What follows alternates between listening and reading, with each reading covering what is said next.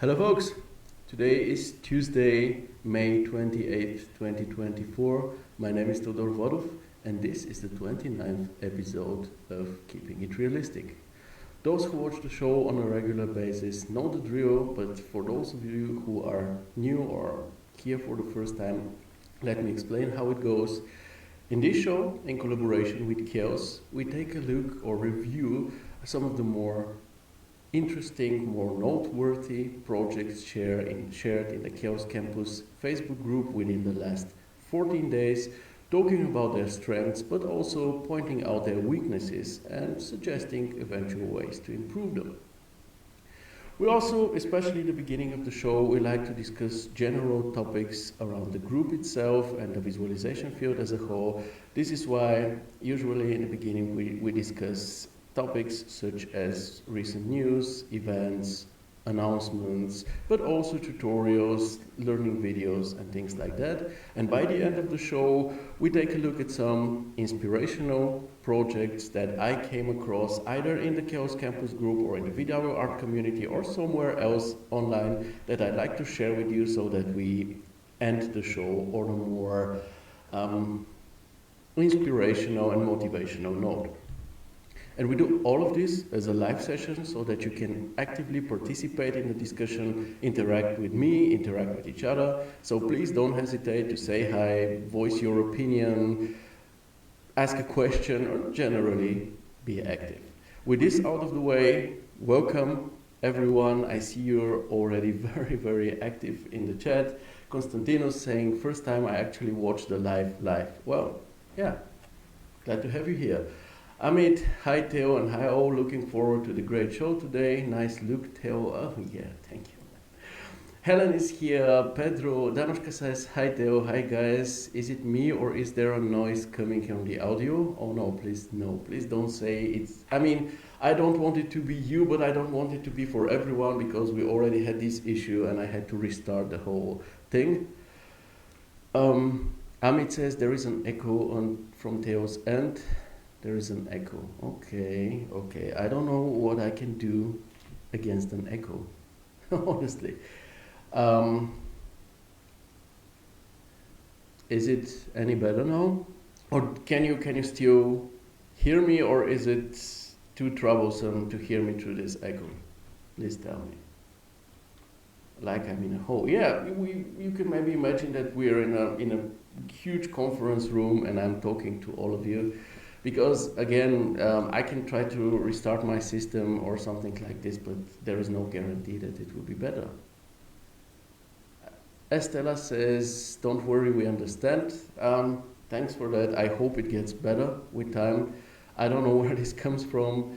Abdi joined us. Amit says, we're able to hear you, Theo. That's fine. We can go ahead. Okay, that's cool. I really hope it gets better with time, but I don't know what to do otherwise.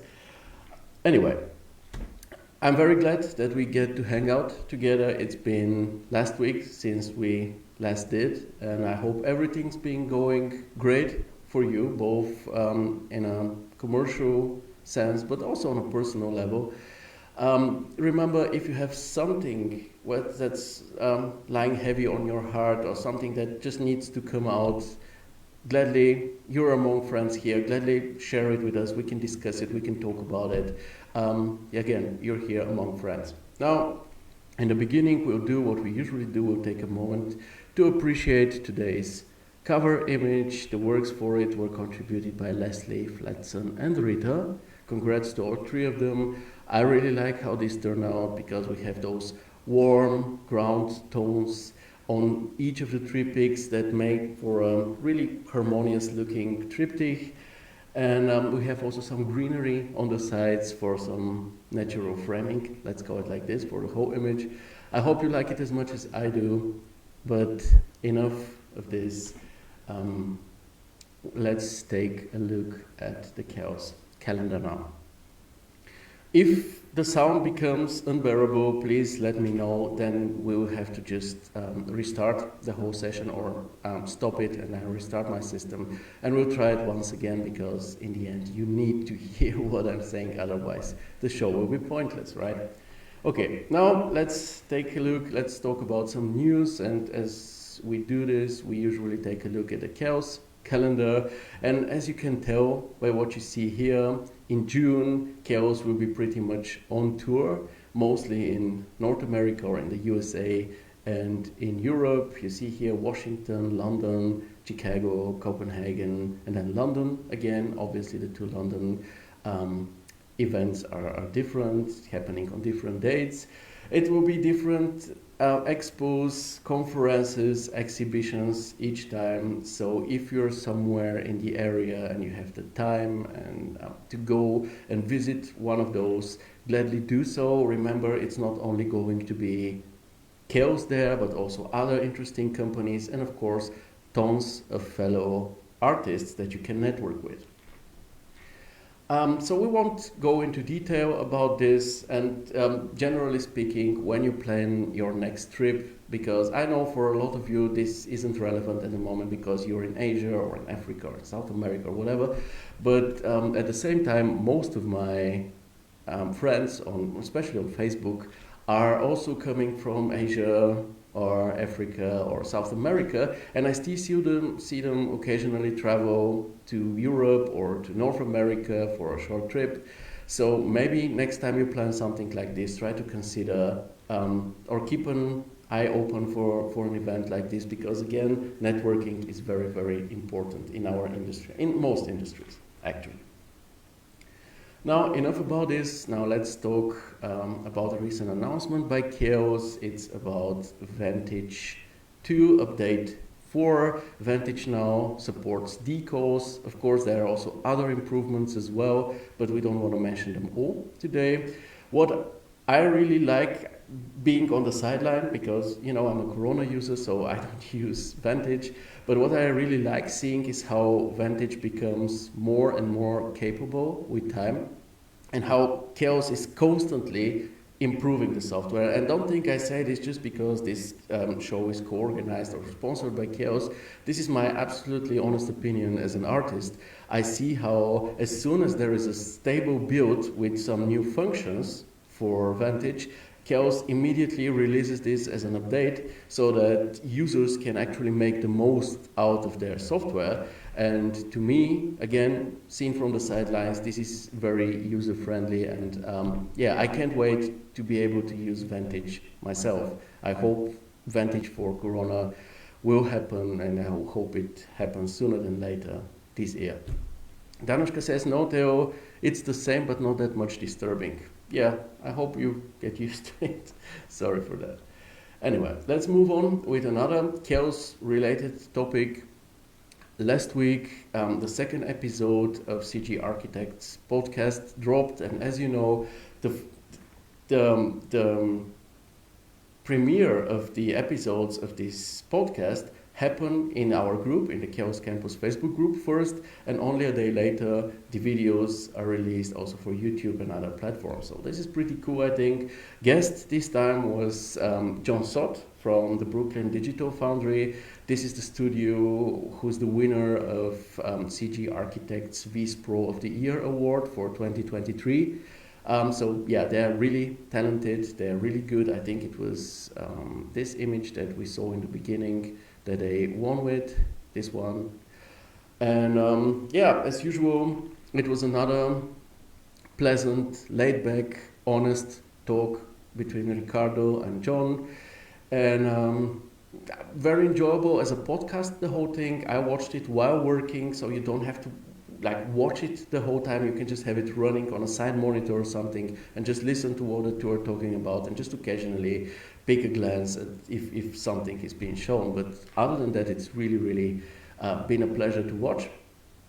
And with this, we went through most Chaos-related news, and now we have a big one where Chaos is a co-organizer. It's the THU Talent League 2024, which is organized by Trojan Horse is the Unicorn and co-organized by Chaos. And what this thing is about, it's just a worldwide initiative in support of talented artists. And it works like this. So there is a deadline, and until this deadline you have to submit an idea for a project. And this project obviously has to be within the scope of the digital entertainment industry. And when you submit your idea, if a jury finds your idea to be interesting enough, then, and you are selected, then you get mentorship and guidance helping you turn this idea into reality.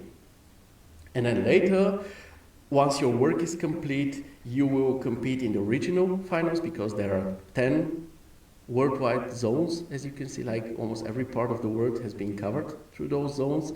So yeah, you can participate, and yeah, if you happen to win the regional finals, then the local regional winners, the 10 winners, will compete against each other in the final round. Now, in order to participate, you have to be between 18 and 35 years old, and you need to submit your idea until July 8th. You can do it as a solo artist, but you can also participate as a team. And the thing is, now, if you're one of those people or artists with not such a high self-esteem, and you think, yeah, I won't win anyway, so why should I participate?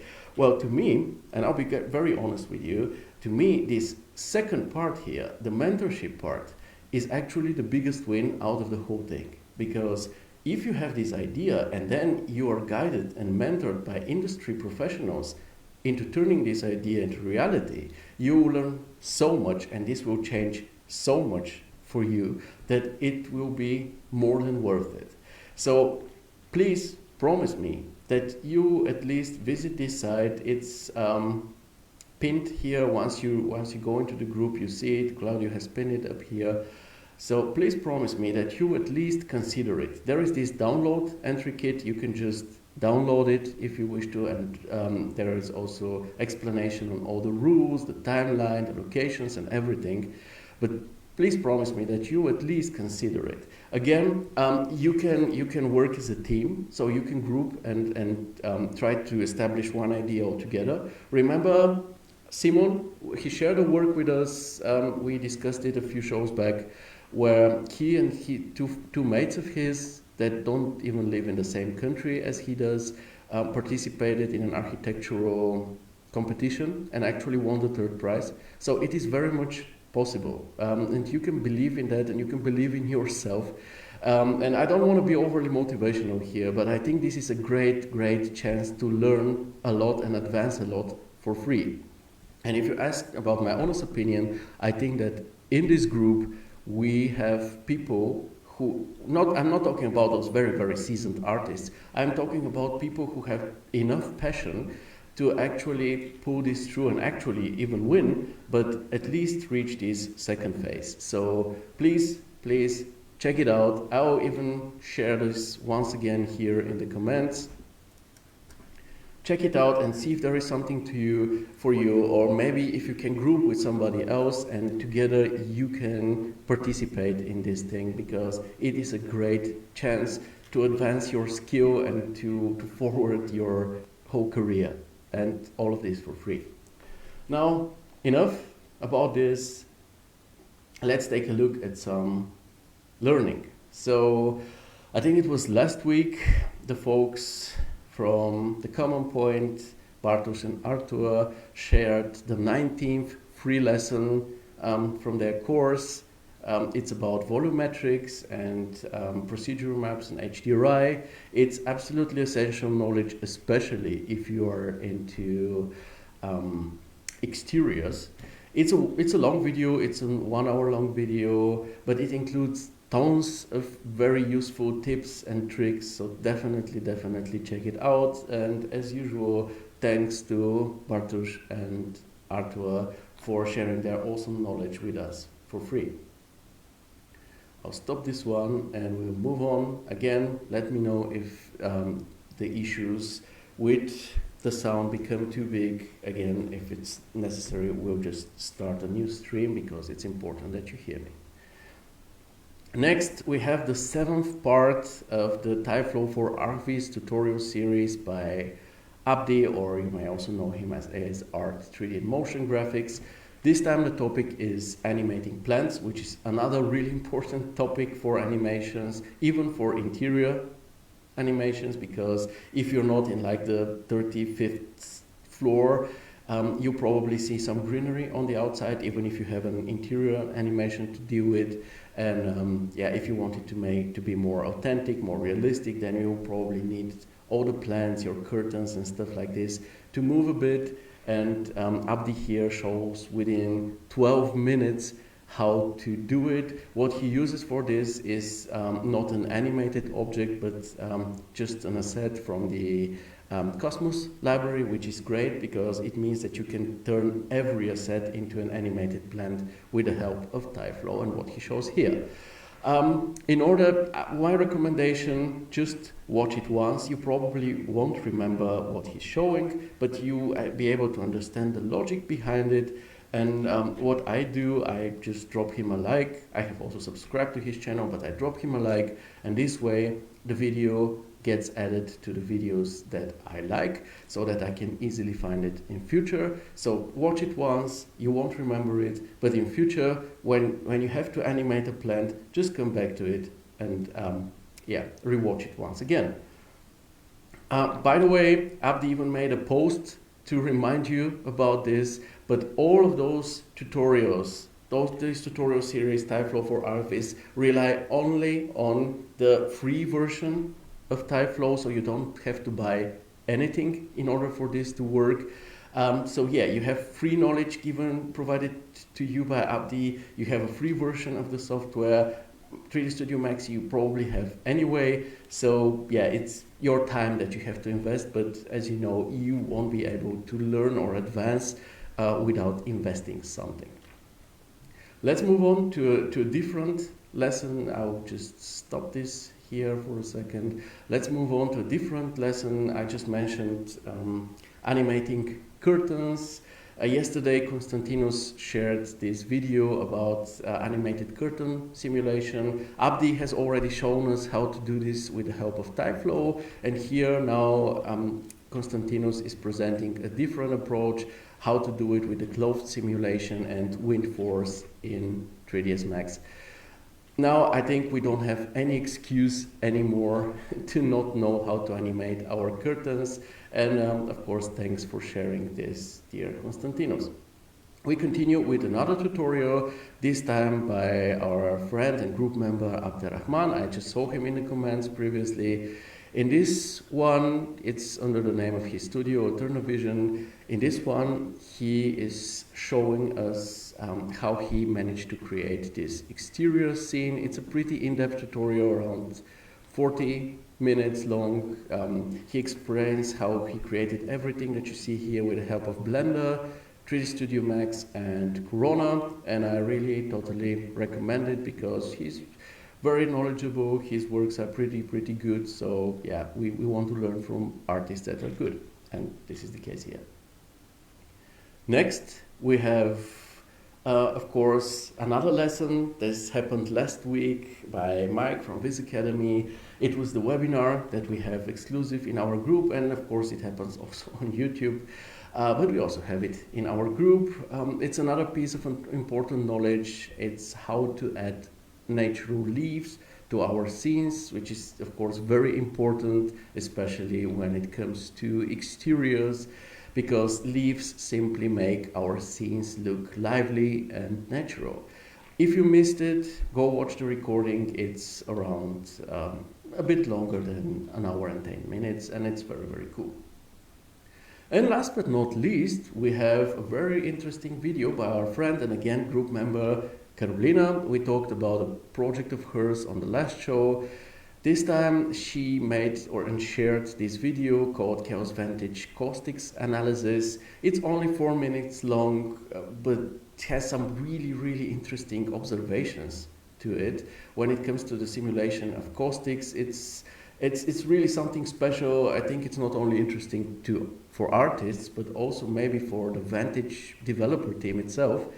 And if you're a Vantage user, definitely check it out. And again, don't forget to drop a like or follow all those content creators, because they invest some of their time to create all of this. And I think dropping a like or following is a good way of saying thank you and motivating them to do more of this. And with this, we have reached the end of our learning part for today, and now we'll talk about the survey. Let me just check the comments. I hope you guys hear me. Abdi says, thank you very much. Abderrahman says, thanks for the mention. You're very welcome. It's a pleasure to have all of those awesome tutorials made by you and shared in the group. Please keep doing so in future. Now today, again, I hope you hear me. Please let me know in the comments. Today we have an extra topic. It's a survey on the state of AI in the Chaos Campus community. It was last week, there was this very lively discussion on AI in the Keeping It Realistic chat. By the way, I don't know if you are a part of it, but if not, then check it out, because this chat is really, really lively. People helping each other, providing each other with quick feedbacks or just opinions, but sometimes there is also some private talk about football, computer games, whatever, so it's a really laid-back chat and with a lot of people in it. Abdi says audio is getting better. Cool. We have around 1.5 hours more for it to get perfect. Thanks for the information, Abdi. Okay, so I was really inspired by, I think it was Katzper who asked which AI the others are using, and everybody started chiming in and giving advices and so on. And I thought that this would be the right moment to actually start a survey on the topic of AI in this group. And yeah, the thing is though, there were too many topics that I was curious about that it was impossible for me to put them into one question or into one survey. So it ended up being 4 of those questions in the end. I hope I used on all of them this all function. I hope I didn't bother you too much with this, but it was important for me that you get a notification for this so that I reach out to as many people as possible, so that by the end of this, the survey actually has some kind of a representative character to it. So I'll show you the questions, and afterwards we will discuss the results of the survey. First question was an obvious one: is AI a part of your visualization workflow? There were 2 only options here, yes and no. You couldn't choose multiple answers. You were only able to choose between yes and no. So you see we have 200 answers. This means 200 unique answers to this survey. The second question was, what do you use AI for? I tried to list lots of options, but the members were also allowed, or you were also allowed to pick multiple of those options and add your own answers. And there are some really interesting comments down here. Check them out, and some funny as well. Here we see Maceo in the role of Captain Jack Sparrow. It actually looks pretty good and convincing. Gotta admit this. I gotta ask him how to do this, because I also want to be Jack Sparrow. Okay, next we have the third question, which is, which AI tools do you actually currently use? Here there are tons of options, and you added your own as well, and you are also able to choose multiple answers here. Here we have a really sweet answer, a comment by Amit saying that he uses ChatGPT to get some answers for his daughter's school stuff. Why not? And the last question, the fourth one, is how do you feel about AI in general? I tried to guess all possible outcomes and answers and emotions of yours, because I didn't want you to add your own answers here, because I wouldn't have been able to sum this up in a good way, I think. But yeah, it was still possible to choose multiple answers here. And the comment section here is really, really interesting. There are great comments by Pedro, Flatson, Jakub, and Amit, both in positive and negative terms regarding AI. So read them, they're really, really interesting. And now, what we do now is we'll just take a look at those summarized results. So, here, I created this. Believe me, this was the most difficult part of the preparation of today's show. I had to do these pie charts with the help of Canva, and it didn't quite work as I wanted it to. Nevertheless, I tried to create this one simple sheet containing all the information from all the survey questions. It's, you see, it's called AI on the Campus. It's an unofficial survey on the current usage of AI in the Chaos Campus Facebook group, state May 2024. And yeah, I will post this afterwards in the group so that you can see the official outcome of the survey. So the first question was, do you use AI? As you can see, the majority, literally 2/3 of the members who answered actually used AI in their visualization workflow.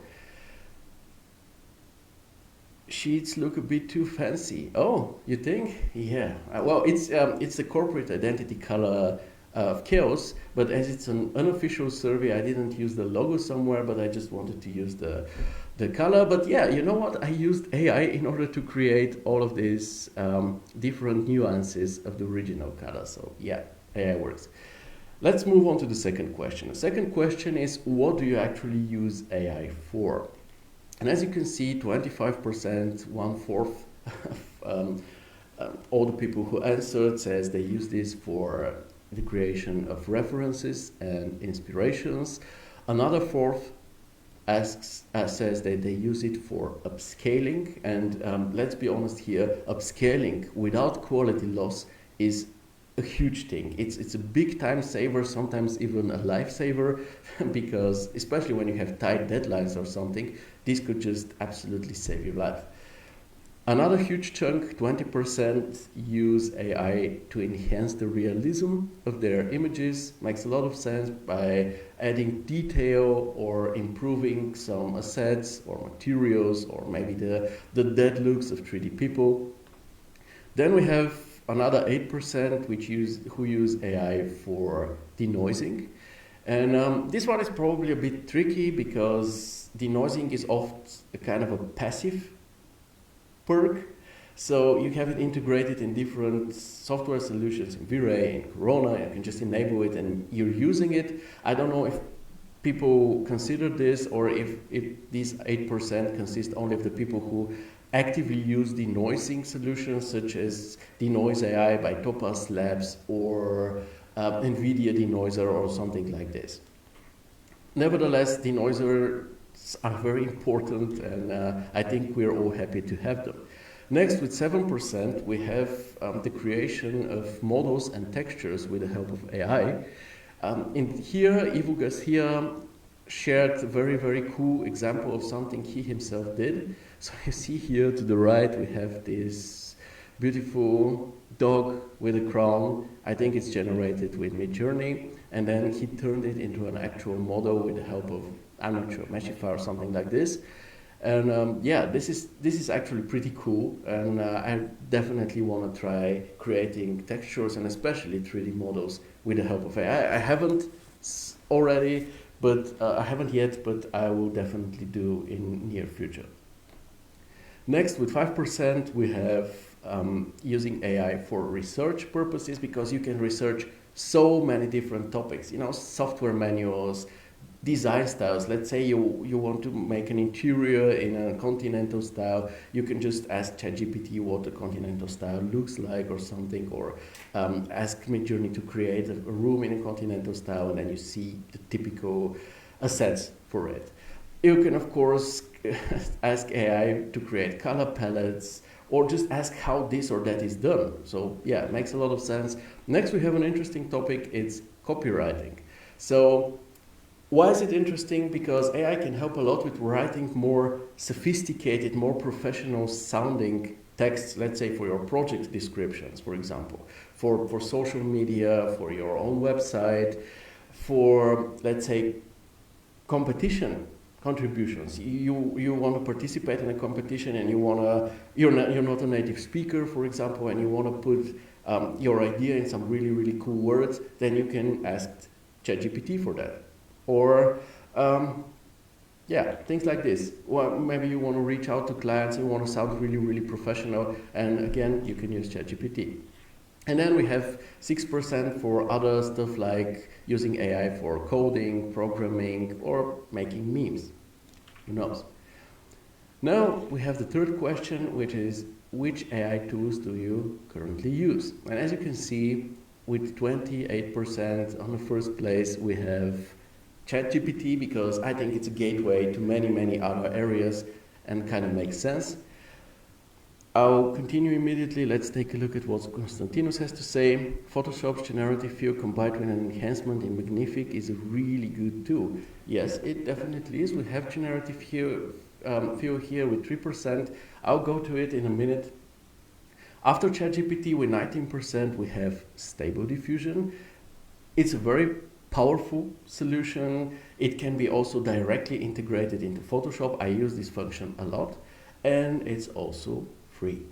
And the next thing that we see in the list, Crea, I don't know how it's pronounced, with 11% is another mostly free solution, or a solution that you can use a lot of in its free form. Let's put it like this. So you see more than half of the percentage here of like around 60%, let's count them together, these are 30, and around 60% here are solutions that are free. And then we start with the paid solutions like Midjourney, the Topaz Labs tools. I don't know Firefly, I haven't used it, but Magnific, DALL-E, Generative Fill. Now, Generative Fill isn't paid for, but in order to use it, you need Photoshop that you pay for, so it's kind of paid, right? And then we have another 13% with other solutions. We have so many in the meantime. That's really the great thing about this list here. If you go to the third question and check this list, you have a great list of AI solutions that are good for visualization. And you have it all here. So you can just start testing them one by one and see which of those are actually useful to you and which not so much. And then we have the fourth and last question, which is how do you feel about AI in general? And there are some major answers, as you can see. First, with 39%, we have, I like AI, but it needs to improve more before I make it an integral part of my workflow. Totally makes sense to me.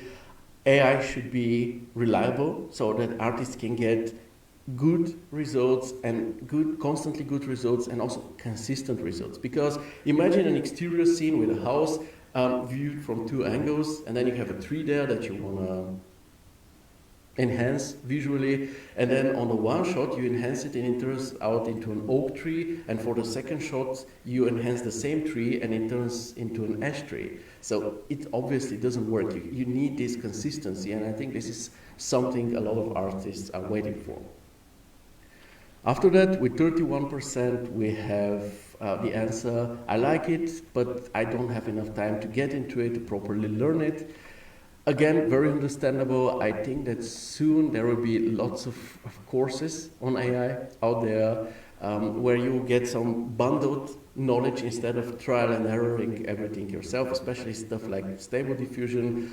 I myself have already enlisted in a course like this. It's by Matt Hallett Visual, a very nice Canadian guy. But you can see, watching his videos, that he also doesn't know everything. And I don't think that anybody knows everything about AI. He's often experimenting and some things don't turn out the way he wants them to. But yeah, I mean, it's a bit of a gray area for now. And yeah, I understand waiting for some bundled knowledge. On the last ArcViz Masterclass with Nikos, I heard that he has prepared an AI course already, so that might be interesting for some of you, for some of us.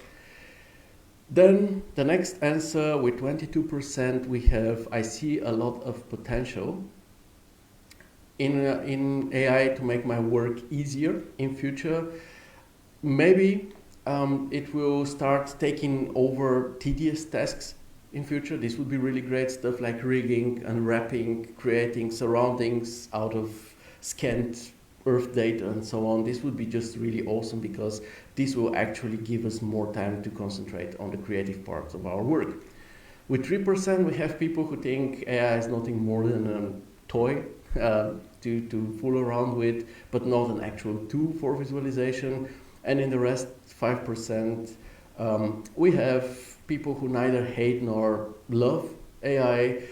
Some of them having some ethical issues that I very much understand when it comes to some artists that they don't want their work to be included into AI or to teach those algorithms, and their opinion is absolutely disregarded, and people say, yeah, who cares what you think, we'll just take it.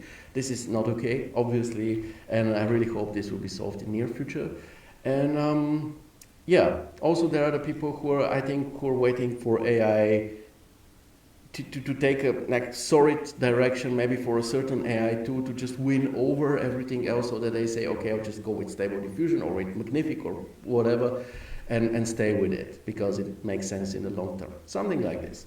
But all in all, I think that's it for now. And if we want to summarize this, I would say that now it's your turn. It's my goal with this survey was to show the status quo when it comes to AI in this community. So it's not a pro AI or a contra AI survey. It just wanted to depict the current state of AI. And now it's up to you what you'll be doing with this information. As I told you, I'll share this image in the group later so that you can download it or just take a look at it whenever you want to. And it's really up to you what you do. If you're, let's say, among these 3% who think that AI is just a toy, and maybe after seeing that around 2/3 of the group already use it and integrate it in their workflow, you may reconsider it. But you're not obliged to. It's just information. Do with it what you want.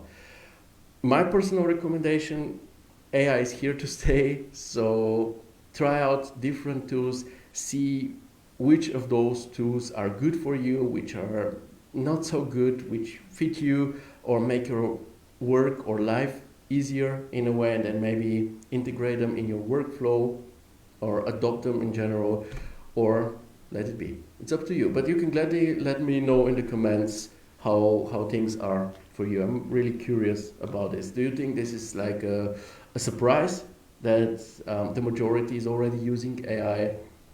Do any of those numbers actually surprise you or are new to you, or is everything as expected? Gladly let me know. And I think we've had enough of general information. We've been talking for 40 minutes already about stuff which is not reviewing work, so it's probably about time that we actually start reviewing some of your works. Nevertheless, if you have some opinions or something you want to share, put it in the comments and I'll take my time to read it out loud. So today we'll start with Georgi's work. It's been a long time since we talk about a work of his, so now let's take a look what he has to say about it. Hello community, after a long break I am back with another render. You can rate me and give me feedback. Software used here is 3ds Max 2023 and Corona 11. The post-production is classically in Photoshop. Good description, dear Georgi. Everything technical is mentioned, maybe gladly add a line or two about the project itself, the idea behind it, your goals about it, because it's a personal exercise. As for the general impression here, to me this is a really nice training scene. You can exercise so much with it. You already exercised modeling and texturing, scattering, but you can use it in future as well. You can use it to test out different HDRIs, to test out planar sets or scattering presets. So it's a very good scene to play around with. On the good side of it, I like the design a lot. It's simple yet really nice, especially for people who live in, let's say, big crowded cities. Seeing something like this is always a breath of fresh air. The topic is also good. It's a cabin in the woods. It has a positive vibe to it. The atmosphere is nice. It generally also, when it comes to its scale, it's not over the top, and with this, it's relevant to a lot of clients, developers of prefabricated houses, or just people, architects who build smaller houses. They will see themselves in this one. Modeling-wise, you did a really good job, in my opinion. I really enjoy the amount of architectural detail that you have put into this house. We see the structural framework, we see some gutters and a downpipe and chimneys, even some snow guards and exterior lights. All of these elements just add a lot of realism to any work that you did. Additionally, there are some nice decorations and additional assets. For example, the hanging chairs here, the potted trees. They add an element of authenticity of people who are living there. Also, you have some subtle storytelling elements like the shovel here, the how's this thing called? The watering can or this pile of woods. This adds some storytelling, gives the whole scene a lived-in feeling, and this makes it in turn relatable to the viewer. And when it comes to the lighting, I think the light here plays along nicely, adds to the whole pleasant atmosphere, because let's be honest, when we go into the nature, we want to have some good weather. In Germany, there is this saying which goes, there is no bad weather, there is only bad clothing, and there is some truth to it, but it's also coping, let's be honest. You go to the beach or you go in the mountains, you want to have some sun, get some vitamin D, and you don't want to be in the rain the whole time or something. So yeah, I think it makes a lot of sense the way you've done it here. I'll move on to the not so good or improvable parts immediately. Let me just quickly check the comments. Abdi says, love the textures on that one. Very happy to hear. I'll talk about the textures in a second. Amir says, hello, Theodor Vladov, how are you? Could you provide a quick brief on how to use Stable Diffusion? No. Hello, man. I'm happy to see you here, but there is not a quick brief. Setting up Stable Diffusion is one of the most difficult parts of it.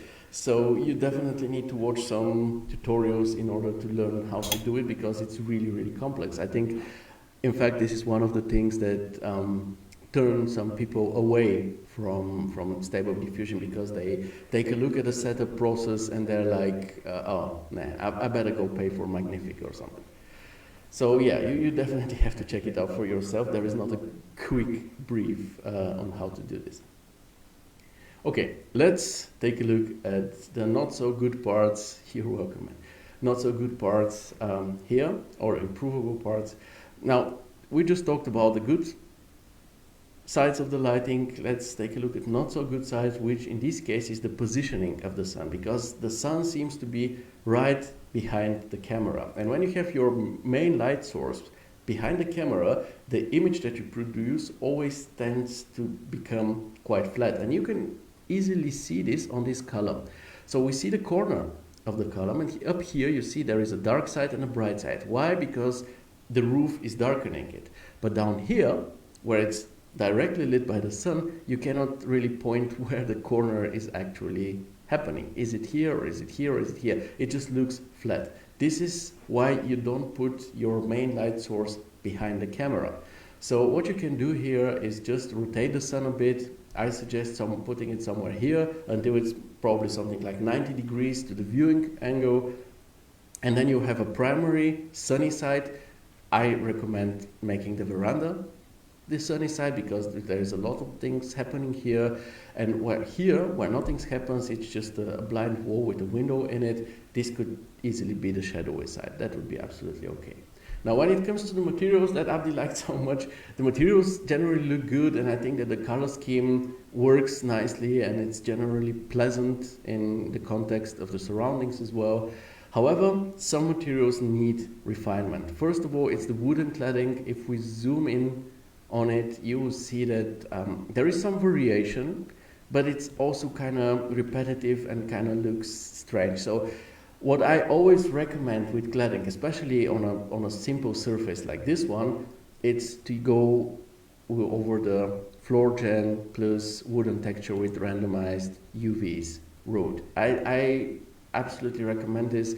I do this. You see this house that I visualized. There are so large areas with wooden cladding, and you see absolutely no repetition here, because I did it exactly this way. I used floor generator and then a large, very large wooden texture with randomized UV nodes on the material, so that I have no repetition. And then with the help of the floor generator, I can absolutely control where I want to have my grouts or not.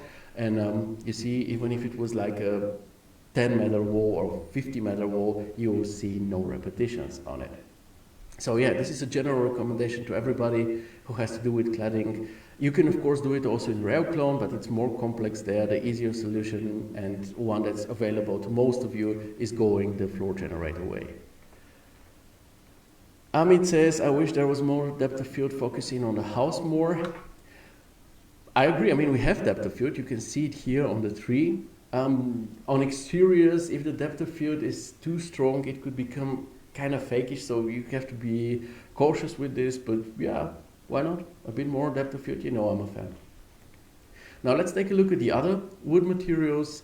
This one here, it looks nice, but it's kind of too saturated, almost fakishly so. If I were you, I would try to go for a more desaturated version, something like the rattan here, not so orange. And then we have this other wood, this great wood here. Here you see that the mapping is wrong. You should just rotate it by 90 degrees and then it will work out. Next we have this gray material on the downpipe and the gutter and the chimneys. It looks kind of strange, it looks like plastic. This can be done in plastic actually, but I think that metal will work better, will look more natural in this situation, more realistic, yeah, we'll give some nice reflections as well for sure. You have so much greenery to reflect in the surroundings, so gladly use some actual metal here.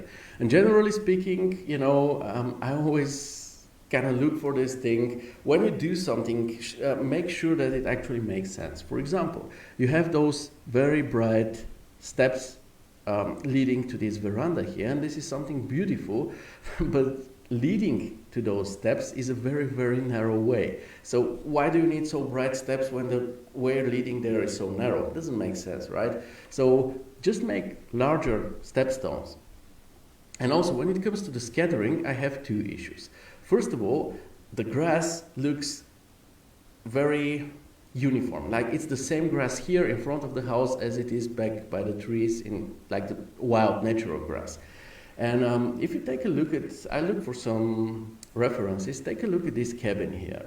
Like you see how the grass in front of the porch here where the stepstones are, it's cut grass. It's actually being mowed down, and in the areas where it's difficult to mow down the grass or where people simply don't do it, it's longer. And this has an element of storytelling to it, which is lacking in your situation. Additionally, the second issue that I have are those very similar looking trees in the back. So it kind of reminds me of what we call here a Baumschule, so a tree school.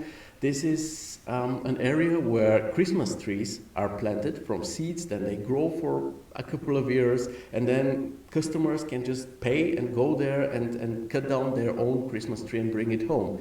And because all of these trees are being planted in the same time, they end up looking so artificial as you see here on the picture.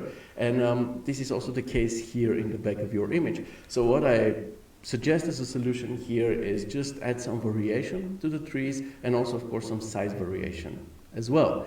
I will read what Amit has to say and then yeah, we can wrap this up.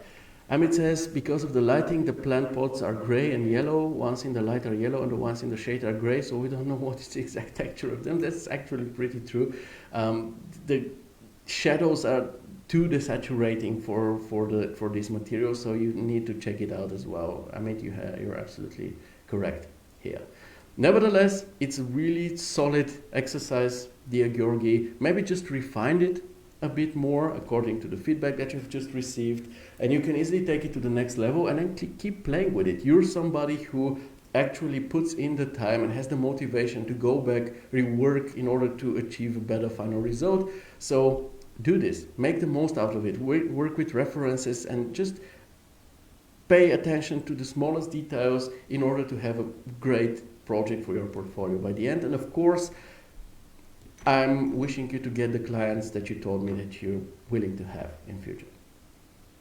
Now let's move on to the next interesting project, which is going to be a recent commercial work made by Irina. She writes, "Hello guys, this is my commercial work that I did with joy." It sounds really cool. Can discuss about the style, but finally I like this combination of classic and modern. This apartment is in a historical building. It's done in 3ds Max, Corona 9 and Photoshop. Thanks in advance for your advices, critique and comments. So great description. I think we can all agree on this. We don't only have the software combination and the type of project, but also your personal opinion to it. It's great to hear that you actually enjoyed working on this one, and it's actually visible. Presentation-wise, it also looks pretty nice. We have different angles, consistent looking images, so I think we can jump right into all of those. Now, the general impression here for me is for a really nice looking work that was joyous for you or enjoyable for you to work on. With maybe a few touch-ups here and there, it can become even better than it already is. Now, I think that generally speaking, if we briefly scroll through all the images, we can say that design, modeling, materials, lighting are very solid. So it would be probably better to jump directly into the single shots and start reviewing them. This one is the first one. It's the central perspective of the living room. I actually really enjoy the design. It's airy, it's spacious, it's appealing, at least to me. You have some good framing here. It feels balanced, and we have a very clear focus and a beautiful lighting as well. On the one side, it's atmospheric because we have this beautiful sunlight coming from the windows, and on the other side, this lighting adds to the composition because it brightens up exactly those areas that we are interested in and we're supposed to look at. Now, on the flip side, the ottoman here, I think this is an issue that you have probably seen for yourself. This ottoman here, we see the edges of it. It definitely needs smoothing. Maybe you just forgot, you turned off the turbo smooth at some point and then forgot to turn it back on. If something like this happens, I just suggest using render iteration instead of actual iteration so that you have a quicker and better flowing viewport, but in the end your furniture still looks great. And the second issue I have here is this marble back wall, because the texture of it looks kind of distorted and also overscaled. So what you can do here, if you want to keep this texture and not go for another one, is to use an upscaling solution. Talked about AI in the beginning. There are free solutions like this out there. For example, this smart image upscaler, as far as I know, it's completely free. You can upscale by 200 or 400%. I'll just drop it in the comments. So yeah, something like this, and you can make your texture larger so that it doesn't look overscaled and therefore low poly. Let's move on to the second shot. And it's the corner of the same living room that we just saw. It's another good framing. It really feels balanced here between the dark arch and the dark TV. We have some sweet depth of field here in the foreground, as it should be. Material-wise, we have some really nice tonal contrasts here. You see on the TV, between the TV and the wall, between the low board and the wall, the rack and the wall, the arches, and this area here, the dining area, probably. The modeling also looks pretty clean. I really like how you managed to integrate this rack into a wall. Really clean modeling here. You also convincingly populated these shelves. It's not overdone, it looks just natural. What's not so great here are those arches, because you see they're kind of pointy up here, and I cannot give you like a direct solution here because there are very different approaches when it comes to modeling arches. Some artists model them, others boolean them, and the third group tends to do them from scratch, from spline, and then extrude and shell. So just find your preferred way and then stick with it, but make sure that your arches look a bit better than this. And when it comes to the lighting, it's okay, but if I were you personally, I wouldn't want to have my brightest area here in the corner. Instead, I would turn the source of light, probably the sun, a few degrees to the right so that this beautiful light comes somewhere here and is visually leading us towards the rack, because here we have the strongest tonal contrast between the rack and the lamp, and I think some light visually guiding them here would be the right thing to do. Amit says, wish the TV was in the center of the second decorative, of the two decorative elements, just for symmetry. Yeah, here on the second shot you see that I think this asymmetry here is on purpose. So yeah, symmetry is cool, but sometimes asymmetry is also cool. Amit says in the second image, the door between the arches is a mystery. If at all there is a door, as we can see the black knob there. Yeah, there is a door. I don't know, maybe it's because of you viewing my screen, but if you take a look at the actual image, you can actually clearly see the door. It's nicely visible. It's just one of those flat doors that integrate, that are on the same level as the wall. Now, here on the third shot, we see the opposite side of the living room, generally looking fine. Maybe add some stuff here on the sideboard so it's not so empty and it's kind of lifeless this way. Solution would be just to add some assets, gladly from the Cosmos library. Obviously, you don't want to add something like a PlayStation 5 with controllers. It wouldn't suit the design of this space. But there are some things which would greatly fit in here, something like candles or some type of books or a vase or something like this. And the major issue here, of course, it's the background. First of all, the background, the backplate. I don't know if you work with a backplate, but it's kind of too dark. And also the perspective doesn't seem to match, at least from this angle. So solution, brighten it up and fit to the horizon line. I tried it out myself. I'm not sure if here the background is properly adapted to the horizon line, but for sure it's brighter as it is here. It's way more as it should be, as in compared to your original image. Now the fourth shot, it's more or less an outtake of the very first shot. It's still nice, however the overexposure is kind of more visible here. It seems kind of stronger. You see it very much here on the fabric of the sofa, but also on the marble wall and the white wall in the back. So yeah, you're a Corona user, so just use highlight suppression. I use values up to 7, and gladly also the ACES output values in the video frame buffer, and you should be set. And of course, alternatively, you can always lower the intensity of this, of your light source. Next, we have the bedroom, the TV wall of the bedroom. This shot is okay, but it's kind of underwhelming for a reason. I suspect that the reason is that we have the TV feeling like a central element here. Why? Because we have those frames around it. It's also more or less in the middle, in the center of this image. There is some tonal contrast around it, so it becomes visually quite important. However, when you take a look at it, it's not even turned on. So it's just like you guide your viewer towards this point here, and then you show the viewer nothing. Like it's, yeah, look at this, look at this, look at this, where nothing happens.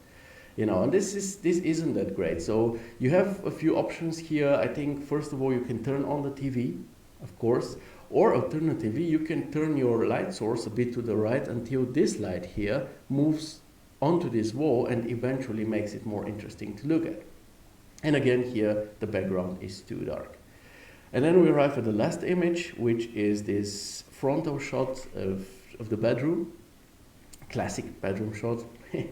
The framing definitely works, it's balanced, the modeling also looks fine. You took some time to put enough stuff around so that the scene feels lively. I think you can even add a bit more stuff here on the nightstands, in these open drawers, maybe a book somewhere here, something like this, for a more lived-in feeling. But what you can improve here is definitely the lighting, because currently the lighting feels pretty flat. We have some beautiful sunlight coming through the windows, but once it's in the room, it's nowhere to be seen. We have only this area here by the window, and then it's kind of gone. And next, we have many artificial light sources. So we have those pendant nightstand lamps and also the chandelier here. They are visibly turned on. You can also see it here in the reflection, but they don't seem to produce any light. As a result, this back wall here looks really, really flat. It's also in combination with the very basic looking materials, the gray one and the white one. You need to rework those for sure, because currently this part back here looks kind of flat and also more like a clay model rather than an actual rendering. So my suggestion, first rework the gray and white wall materials, and secondly, actually let those artificial light sources produce some light. It mustn't be the bulbs inside those those lamps. Of course, don't do this. Just place some spherical invisible lights around or something, so that there is something happening here in terms of lighting. Because what you want to achieve by the end is something that looks like this. Just take a look at this bed cover, or I don't know, bedspread, I think it's called. Just take a look at how beautiful it looks and how realistic it is as well. There are some highlights, there are some shadows, there are cool mid-tones. It's just so lively. And what you have here, you want to have everywhere in one form or the other. And again, here the background is too dark. But I think once you fix it on the one shot, it will be fixed for all the other shots. But in conclusion, it's a cool portfolio project. It's one that's really nice to look at. If you fix the issues that we just discussed, it will turn out even better. And I'm just looking forward to your next work, dear Rita. So let's continue with Leslie. I see Mike joined us. By the way, folks, how is the sound quality? Do you still hear echoes, or can you hear me properly? Gladly let me know, and in the meantime I will move on to read what Leslie has to tell us about his work. Hello everyone, here's my favorite shot from an ongoing commission project in day and overcast lighting. I would love to read your thoughts. Thank you. The tools used: 3ds Max, Corona and Photoshop. Oh, Leslie's here. He says hello. Obviously you hear me. The question is how. Okay, presentation-wise, really good informative description. When it comes to the images, obviously they have the same angle to them. This is not very interesting, but I think that the lighting scenarios are distinct enough for this project to still be interesting and to push the viewer to actually click on the images and see them enlarged. And this is what we will do next. And let's talk about the general impression first. To me, the way you've depicted this project makes it look very noble, very classy. And it's not only because of the Maybach here, it's just the whole sum of all elements of this work. So let's take a closer look at it. First, I find the design to be very fine. We have a classic architecture, big house, but it kind of doesn't feel over the top or unrealistic. It's pretty pleasant to look at. The modeling seems good enough, at least for the camera distance. We have some nice architectural detail though. We have those gutters again, and the downpipes and the chimneys, exterior lights. Again, these are all of those elements which make for a more authentic looking final image. What you did with the scattering is a really good job. I think Mike is here. He just made a webinar on scattering natural leaves. I think he did really well because there are leaves everywhere. Obviously, this is like a classy location, so this is maybe there is a gardener there, somebody who's cleaning it.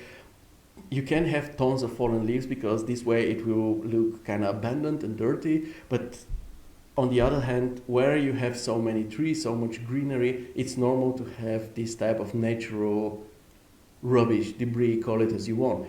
So having some leaves here and there just makes the scene look natural, look more authentic, and I think it's great that you decided to scatter some leaves on the bonnet of this Maybach. It's pretty cool. Next, materials. The materials to me look pretty nice. They go together very well. When we talk about materials, maybe we should switch to the other shot because, as you know, materials are better visible when we have overcast scenarios. I really like the copper accents. They make the scene look more interesting. And Georgi, if you're still listening, we talked about this on your work. So if you compare with those plastic-looking downpipes and gutters, if you would go for something like metal, it will be way more interesting. Just take a look at the reflections on all those metal surfaces. They look awesome, in my opinion. Also, the materials definitely fit the architectural style of the villa. You did a really good job on the bricks and the asphalt because you have large surface areas covered in those materials, but I don't really see repetitions on them, which is a really good job. The lighting and framing, let's zoom out a bit. Framing-wise, you achieved some really nice natural framing and generally a very good composition because we have the house and then the car in front of it. First of all, it looks noble. It's more or less a classic type of composition for such houses and such cars, by the way. And it's also pretty smart. Let's take a look at why. As I said in the beginning, your house isn't very detailed in terms of modeling. However, what you placed close to the camera is something which actually is the car model. You didn't do it yourself, but that's not the point. It's detailed, so what people see first is a very detailed model, and therefore they assume that the rest of the scene is as detailed as the car is here. So it's a really, really smart trick you pulled off here, with the car being close to the camera and the house being in the back. Obviously, if the house was close to the camera and the car was in the back, you wouldn't see the car, but that's a different topic. Now, when it comes to the lighting, let's start with the sunny shot, because this is the first one that you shared. Here, the lighting definitely adds to the framing and the composition, because it produces these dark shadows in the foreground, and then the garden area and the house itself are nicely lit up by the sun, making them visually stick out and important for the composition, which is as it should be. On the overcast shot, on the other hand, the viewer can actually enjoy the beauty of those materials and colors, and this is also great. And I would say, as a general rule of thumb, you can gladly disagree with me in the comments, but as a general rule of thumb, at least on my side, when it comes to showing or emphasizing the form of a building, then use stronger, more direct light, like a sunlight, like a summer sunlight, as you see it here. If you want to show the material or the true color of something, of a building, then use softer, more diffuse overcast lighting. Now, don't use sunset or sunrise lighting. That can also still be diffuse, but it will put a layer of some different color. It could be orange or pink or blue atop of the other color, so you won't be getting true colors anymore. So if the color, the material, is the most important part, or maybe the most exceptional part of a project, then probably go for an overcast scenario. If it's the form of the building, then it would be probably better to go for direct, strong sunlight. Again, it's a rule of thumb, my own. You don't need to follow it, but this is what I don't only see on my works, but also on the works of other great artists. So there is at least a general direction here. Leslie says, I also placed the car there because I feel it makes the house look more expensive and sophisticated. Yeah, this is what I meant with the house looking noble. This is a classic motif. You have the expensive house, and then you have the expensive car in front of it. Makes a lot of sense. Now let's take a look at what could be improved here. So as I said in the beginning, the modeling isn't the greatest. I know you will say you didn't have more time, tight deadlines and so on, but remember, you are not obliged to share the project immediately after delivering it. You are still free to work on it a bit more before actually sharing it on social media, in your portfolio, with other artists and so on. And again, currently it's kind of basic. You can see it on the very primitive looking windows, also on these small roofs here. It's okay, for the camera distance it's okay, but it kind of limits you how close you can get to the house. You cannot do close-ups because the detail level simply isn't sufficient for that. Also, you can gladly hint some interiors, because there are curtains now, but the interiors seem pretty empty. You see it here, here, here. You can do this with Cosmos assets or with parallax solutions. I think the project was done in Corona. Yeah, if you use parallax with Corona, be aware there are some issues there. I mean, at least last year there were. I don't know if they're solved in the meantime. Material-wise, wait a second.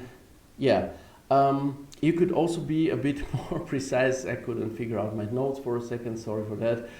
Material-wise, the black material here looks really, really basic, so you can work more on it. The brick material looks good, but it seems like you just made one wall as an outer and inner wall. It's visible here through the window. Usually I try to work with two layered walls, and you can do it either making the inner layer with a different geometry or with a different material ID. I personally prefer using different geometry, but to each their own. And yeah, here you have some texture repetitions on the wood on these small roofs. You can easily get rid of this with the help of post-production or with some material randomization in your material setup. And one issue which is unexplainable to me, to be honest with you, is this grass here, because it looks pretty terrible. Like everything else, the scattering here is awesome, and this grass here looks, kind of reminds me of the Viray fir, which was the only means of making grass for me as a Rhino user years ago. And this is how my grass used to look like. And again, it's kind of unexplainable to me, because it's visible that you can do great work with scattering. And I don't know how you made this thing here, because it doesn't look good. Especially given how in the Cosmos library there are already awesome looking grass presets that you can just put in your scene and immediately use, and they look very, very photorealistic. So you definitely need to rework this, because it absolutely needlessly takes away realism from your otherwise really good scene. Because, yeah, this is a really great commercial work, Leslie. And yeah, because you said it's an ongoing project, once you're allowed to gladly share the other works with us. Okay, now let's take a look at a very interesting small project by Ehsan, if this is how your name is pronounced, my friend. Leslie says, haha, yes, I should have used a better grass model. I also had to work on the colors in post. Yeah, then you can fix all of these things and then re-render some of the images and then make a complete photo session. It would be an awesome portfolio project. Now, back to Ehsan's work. We'll just briefly mention this one. It's not a big thing. You're welcome, Leslie. He says close-up design, visualization, and design done by him. So presentation is a bit lackluster. You can tell us a bit more in your description about if this is a commercial work or a personal exercise of yours. What software did you use to create it? What were your goals about it? If it's like a personal exercise, what did you try to achieve with this? As for the image presentation, before we actually dive into the images, the angles are greatly varied. I like this a lot, but the images aren't visually consistent. If you take a look at this, you see how the left image is kind of hazy looking when it comes to tone mapping, and the right one is very sharp, very crisp, which makes them look kind of different and not consistent, which isn't that great. So maybe you can work a bit more on this. The general impression, though, is a scene, a workplace scene that I personally very much dig. So yeah, let's take a look what's good about it. The design, to me, feels lively and also kind of relatable. It's like not too much over the top. It's this nice combination of order, where we have this nicely aligned smartwatch and notebook and the mouse and the earbuds case, and disorder, because we have stuff like, this randomly placed phone and the earbuds and the notebook and, stuff like this. So it's a pleasant mix. And also the assets that you have used look pretty good. It's great to see them have the materials on them have actually different properties to them that are immediately visible. Just take a look at this reflection. Like on the keys, it looks in one way. On the touchpad, in another way. Then we have the body of the laptop, which is like a third type of reflection. Then we have the mouse pad, the fourth type, and then the table itself with a fifth type of reflection, even though these are 5 very dark materials, but each material behaves in a different way, and this is how it should be. This is what makes an image look authentic and realistic. Now let's take a look at the 2 angles, one by one. Starting with the first one, I really like the framing here. We have some beautiful depth of field with a nice perception of depth and a very clear focus. The lighting enhances the effect, because we have the brightest area being the screen of this laptop being in the middle, exactly where we want to look at. What's not so great here is your logo. Not the logo itself, but its size and intensity. Currently, it kind of looks like an element out of this whole composition, and this is not something what it should be. So the solution here, just remove it, and if you need something like this, just maybe have a transparent version of it, or maybe use a watermark or something like this. But currently it's just very, very distracting, as Talha already told you in the comments. And now let's take a look at the close-up, the second shot, which we see some cool, good material qualities here, which is a must for a good close-up. The framing and lighting feel off here, however, because we don't really have a clear focus. I'm not sure what exactly to look at. We have some strong tonal contrast here, so I assume it's about the earbuds, but then they are very much towards the edge of the image, which doesn't make much sense. The framing seems kind of random here. The lighting doesn't work. The scene is definitely underexposed, and the objects of interest aren't properly illuminated. And what you can do here is, first of all, you need a coherent composition. Gladly follow the general photographic rules for this, so that you establish a good composition, and then make sure that you properly illuminate your objects of interest, your main actors. So it's not an issue even if you want to concentrate only on the camera of your phone, of your iPhone, but make sure the viewer understands this. So I wanted to show this example here. See how there is this iPhone, and the camera concentrates mostly on the the three cameras at the back, but you see how the rest is either blurry or not in focus or dark, so that the viewer knows where to look at. So gladly work with references and maybe rework this second shot, but all in all, this is a pretty sweet work, Exan. Yeah, you rework the second shot, and then you have yourself a pretty nice looking product shot portfolio project. Now let's move on to Flatson, who has shared 2 works within the last 2 weeks, and none of those works really needs a really in-depth reviewing, so I thought we'll just talk about both of them briefly. We'll start with Last Dance, what you see here. It's a very poetic title, but obviously with a project like this, you can gladly add a bit more info than just the project name and the software. So tell us more about the story behind this one. I personally assume it's inspired by the newly revealed Assassin's Creed based in Japan. Ikechukwu made a wordplay, Ghost of Tsushima, suggesting it's more of a Ghost of Tsushima inspiration.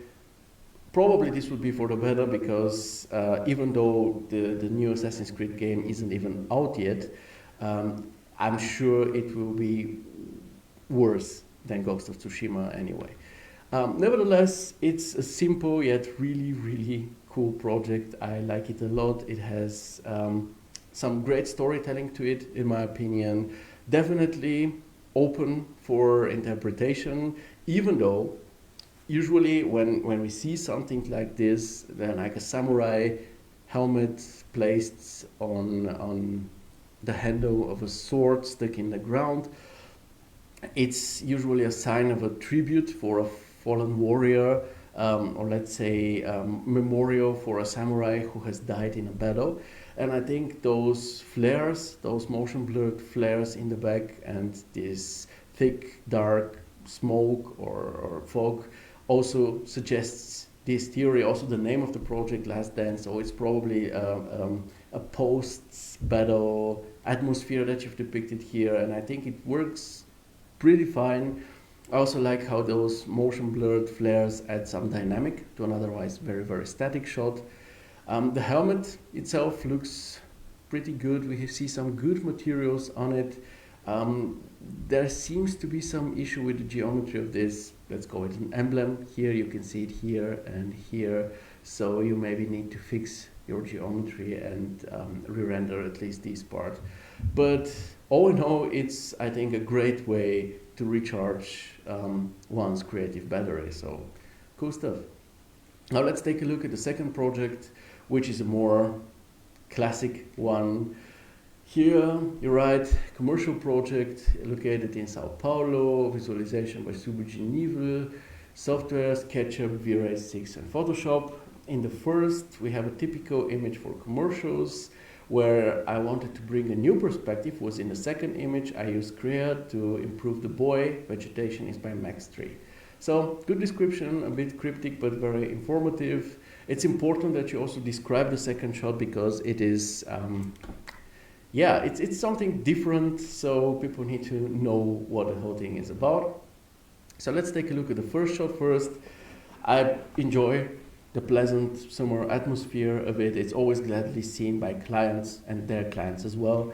We have some solid modeling, I would say, with good amount of detail, especially for the camera distance. The scattering, I really enjoy, looks really nice, makes sense. And material-wise, let's stay here in this scattered area. The greenery, I really like it. It's very lush, gives the whole scene this very fresh feeling. Also, good job with the facade material. It's great that despite the distance to the camera, we actually see some structure to it. Also, nice job on the cobblestones on the street, because it seems like you used a randomized texture, and the result of it is having no repetitions, and the randomness of these cobblestones here just bring realism and authenticity to the scene. I can show you streets in my homeland and my home city, Sofia, that look exactly like this. Actually, it's not a good thing because cobblestones are usually neatly ordered, but in some countries we just don't seem to be able to do better. Lighting-wise, it's great. It nicely presents the building form. We just talked about it. We have these overhanging roofs that provide a certain amount of shelter. It's shelter from rain, but also from direct sun. And this is very nicely visible because of the direct sunlight that you have chosen to work with. Also, it just enhances this overall positive summer mood. And it produces those dark shadows in the foreground, which makes this garden area and the building itself stick out. Framing's fine too, so I think we can only talk about the 2 points that I saw as on the negative side. First of all, we see some interior here and it's empty. I think even if this is a staircase, you can put some kind of a wall art there or some pendant lamps or something like this to just enhance this lived-in feeling.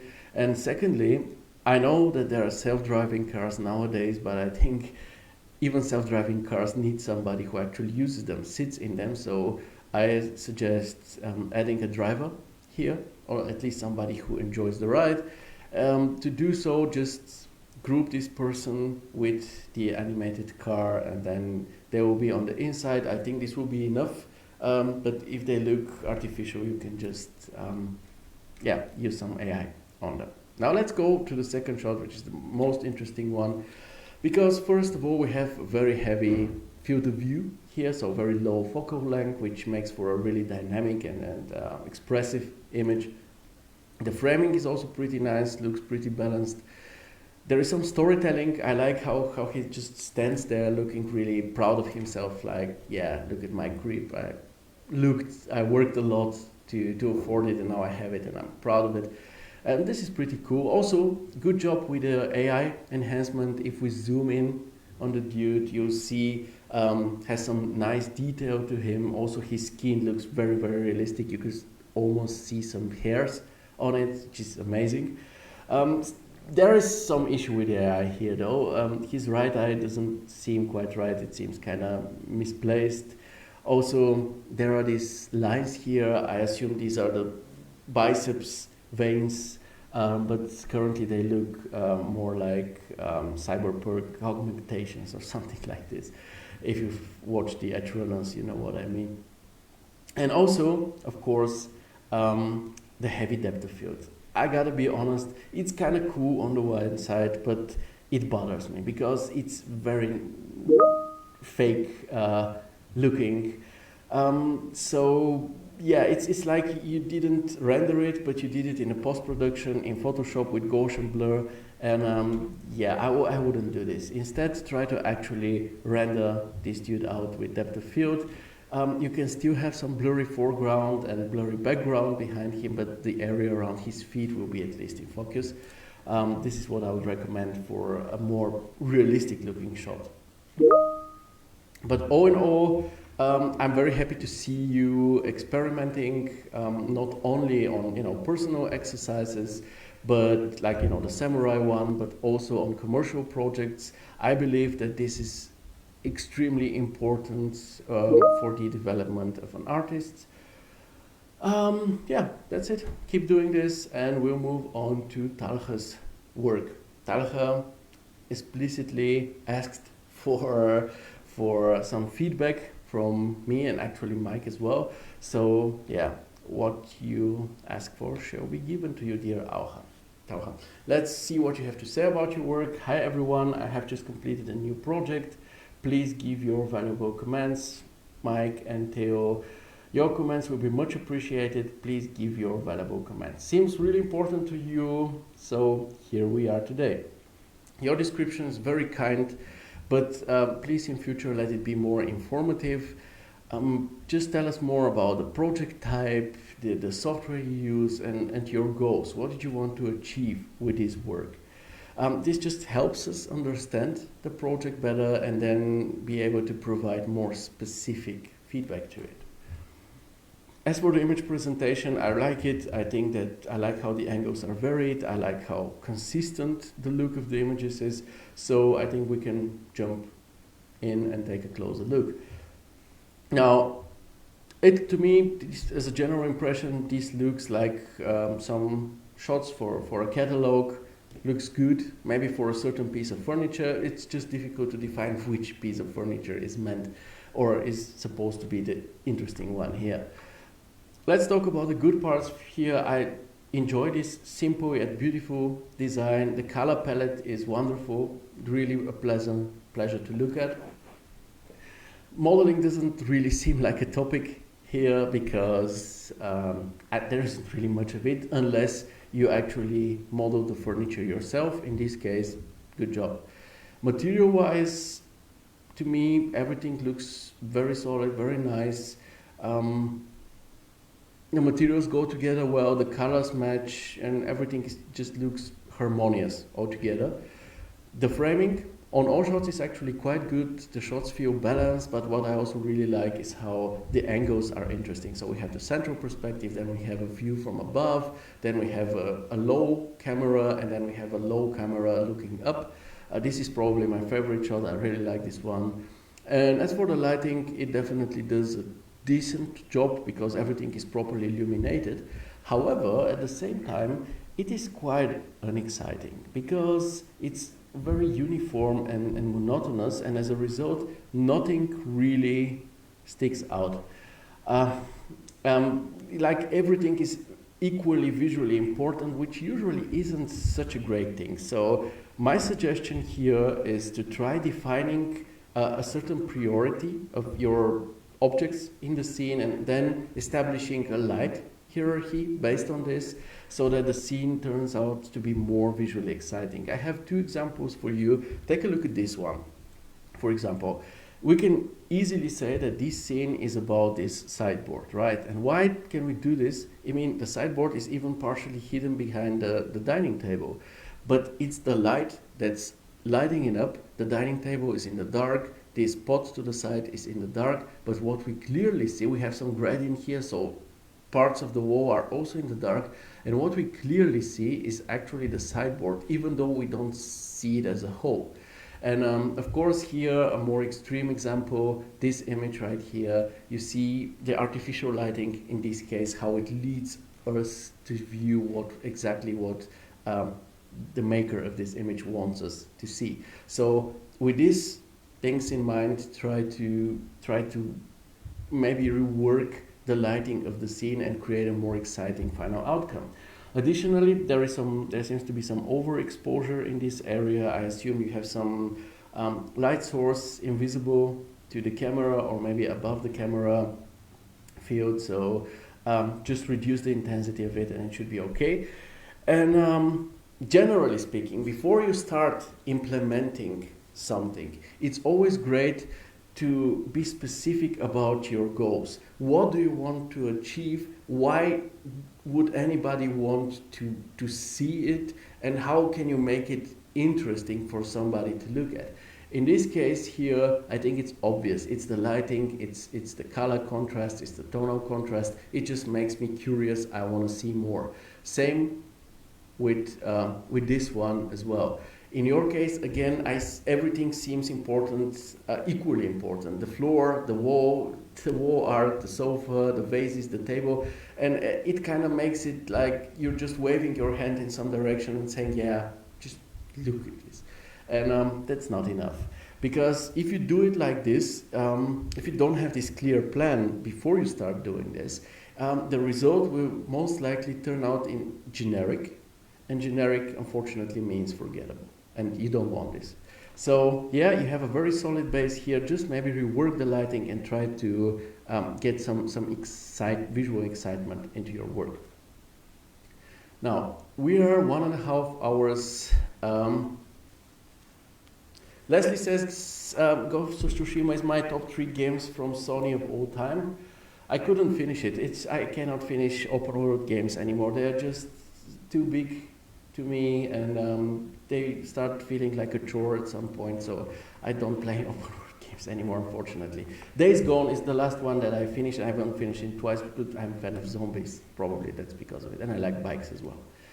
Okay, let's take a look at some inspirations. In this case, the inspirations will all be from our group. One of those you already saw on our cover image for today's show. It's Rita's work. Let's hear what she has to say about it. Throne of Serenity, an oasis of tranquility inspired by Game of Thrones. My journey with this project began as I found myself engrossed in the captivating visuals of nature and neutral colors featured in the series Game of Thrones. Inspired by this aesthetic, I was driven to bring it to life in a tangible way. Motivated by my passion for interior design, I embarked on a creative endeavor to craft a series of images showcasing a house where nature, neutral tones, and art seamlessly intertwine. With careful attention to detail and a keen eye for aesthetics, I set out to create a harmonious and inviting living space that reflects the beauty and serenity found in the natural world. I have created a collection of images that capture the essence of this captivating blend, offering a unique and inspiring perspective on interior design. It's done in 3ds Max and Corona. Folks, remember how in the beginning we talked about copywriting and how AI can help you create more sophisticated sounding texts. Now you see an example of this here. I'm not saying this is done with AI. Some people, maybe Rita is one of those people, are just capable of writing such sophisticated and professional sounding texts. I'm not. So this is why I often ask ChatGPT to actually help me or rewrite my text in a more sophisticated way. But if you like something like this, you can do it with the help of AI. Again, I'm not selling AI, I'm just telling you how it is or how I use it. But we can, I think, all agree that this is a pretty cool description, wonderfully explaining the project, and now we can take a closer look at it. Why do I find it inspiring? Well, because it is based on an inspiration. So what we have here is an artist who saw something, felt something, and decided to create something because of this. So yeah, I think this is definitely inspirational. Also, it is Rita's work, which is usually a big pleasure to go through. So let's do this. I see Talha saying, thank you so much for your feedback. I will definitely keep in mind these mistakes and hope I will make something interesting. By the way, I use 3ds Max with Corona Renderer with no post-production. That's great. Next time, please write this in your description. And about the no post-production part, I don't know if you know it. I have said it in the show for sure already. But I see artists often say something like this, as if it's a good thing. And I don't quite agree with this, because why not?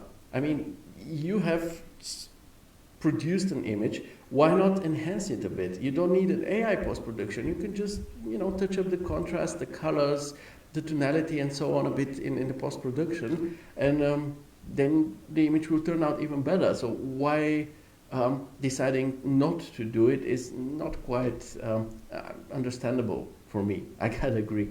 I gotta say. So yeah, I mean, if you don't want to do post-production, don't or skip it.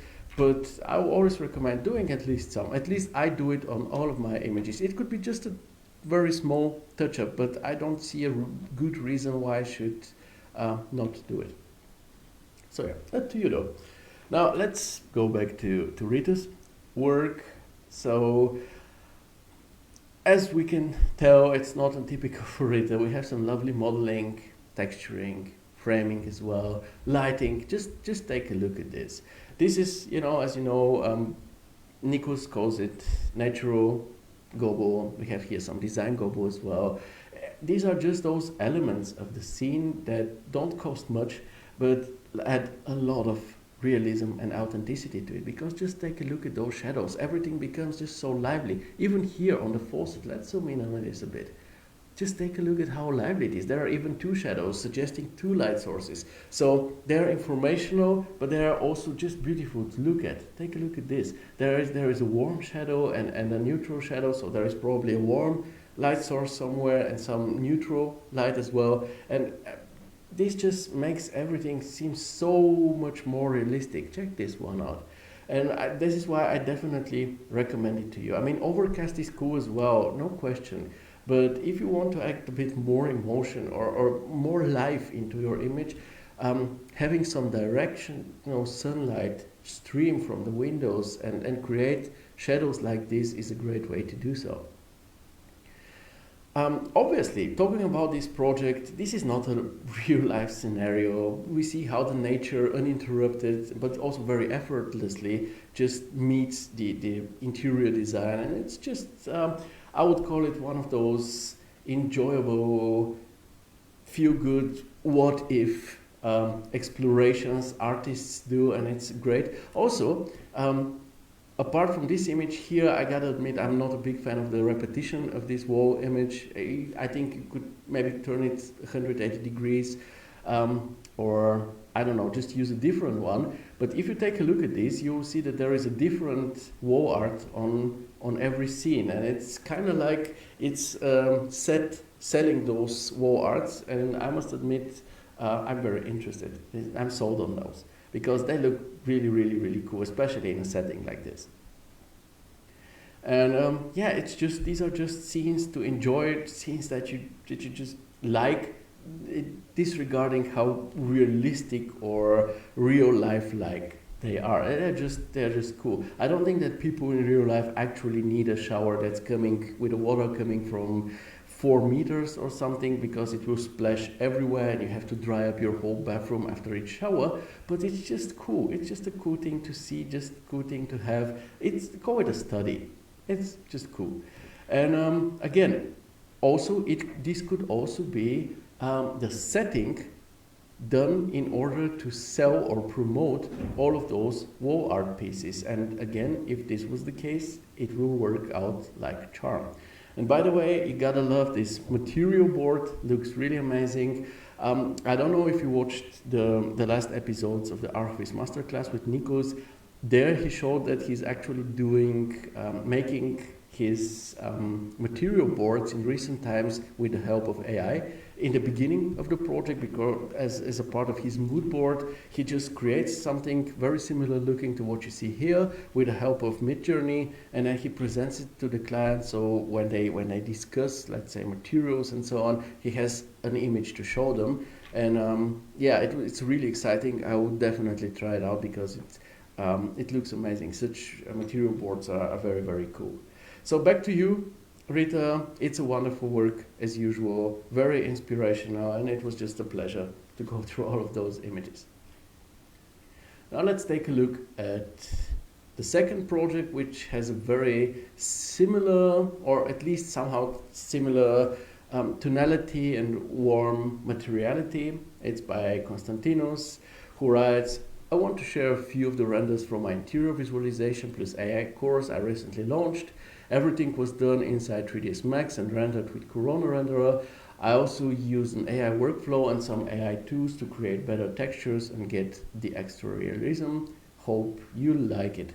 So, another good description here. Why is this inspiring? Well, because Konstantinos actually shared his advancement on this project in the group. He asked for opinions and feedback, and he received those and listened to it, incorporated it, which improved his scene, I would say. And now he has this great looking project that he can use to teach others modeling and AI techniques. And I think this is really, really cool. If we take a look through the shots, if we go through them, I would say we have some really fine modeling, texturing, especially visible on the close-ups, framing as well. Framing works. I very much like the framing on the very last shot. It's my favorite one. Lighting as well. The close-ups are absolutely beautiful. Again, remember, materials, good materials, realistic materials are absolutely essential for close-ups. Otherwise, just don't do close-ups. And yeah, some really great looking natural gobbles. You see them here on this one and this one as well. Beautiful compositions, very simple but strong images. So I wish you good luck with the course. May those images bring you nice clients. And just as a side note, I still think that you're missing some kind of a really cool, maybe like a fabric or whatever, chandelier or light somewhere here. Something big, something interesting. But it's just a matter of opinion. And now let's move on to the final project, which has different type of looks, more on the coder side, but a similarly high quality. And it's a project by Kevin. It's a very good reproduction of an existing real-life project. Kevin writes, it's a render of Bash residents, PhD architects. Its original inspiration is photography by Julian Arcade. Nice description. Kevin does here something really right. It's crediting the original creator of the reference. That's how you do it. In future, gladly write the software combination that you're using, dear Kevin. As a Viz Academy student, I assume it's 3ds Max and Corona, but nevertheless, write it here. And again, the more you write, the better we understand the project. Why is this inspiring, you may ask? Because Kevin has been learning 3D for 6 months only. He's not really into this industry that much, but I think he did an impressive job recreating this project. First, I'll show you the original. So this is how the original looks like, and you see the similarities are definitely there. It's a good reproduction. And yeah, especially great job on this street and sidewalk area. To me, it looks very, very authentic.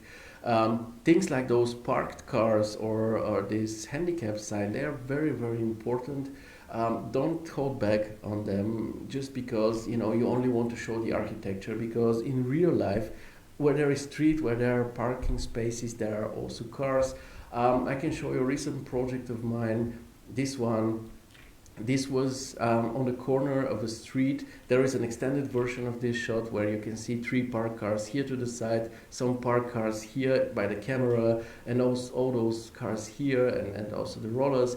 It's just the way it is. When you're in the city, especially in a city which a lot of people live in, and there are parking spots, it's normal to have cars. So don't hold back on them, and always show those empty streets, or let's say one driving car at most, to get some motion blur on it. So yeah, I really like what Kevin does here with those parked cars. And in the original, there are also, you see, the places are full.